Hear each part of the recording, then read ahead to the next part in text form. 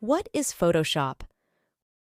Whether you're a designer, photographer, artist, or even software developer, you've probably heard this name before. In this video series, we dive into the magic of this tool and reveal what you can achieve with it. Join us to unleash your creativity. Photoshop is a powerhouse for photo editing, graphic design, digital art, and much more.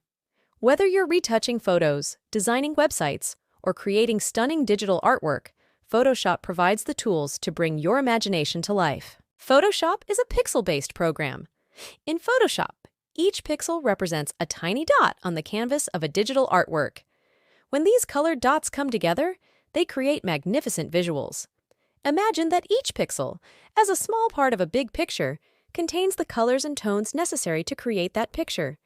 Every edit made on these pixels in Photoshop can change the entire image, bring it to life, or tell a completely new story.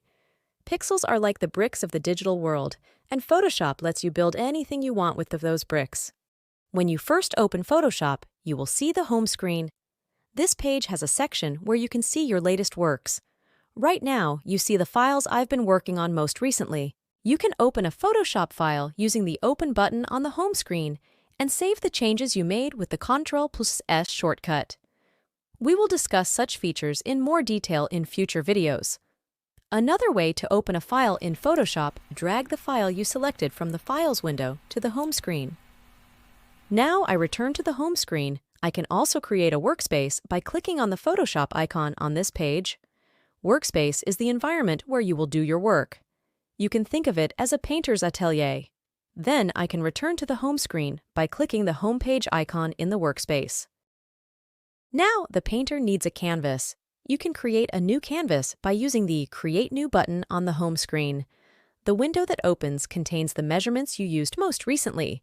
On the right side of the window, there are settings about the properties of your canvas. You have a unit of measurement menu and width, height, resolution values. You can also choose an orientation. When you choose a horizontal or vertical canvas, Photoshop automatically rearranges your width and height values. If you want, you can create a completely custom canvas by using this section. If you do not know which canvas features you should use for your work, you can find out with a simple web search. For example, what are the Instagram post sizes? Color modes depend on the purpose of your work. If you are making a work to be printed, you must use the CMYK color mode used by printing machines. If your work will be used in digital environments, using RGB color mode will provide you with better results. If you want to get more detailed information on this subject, I recommend you do a web search on this subject. Finally, the background contents selection is used to change the color of your canvas. In this video, you learned the basics of Photoshop and the information you need to get started. Keep watching to learn the depths of Photoshop. Goodbye until the next video.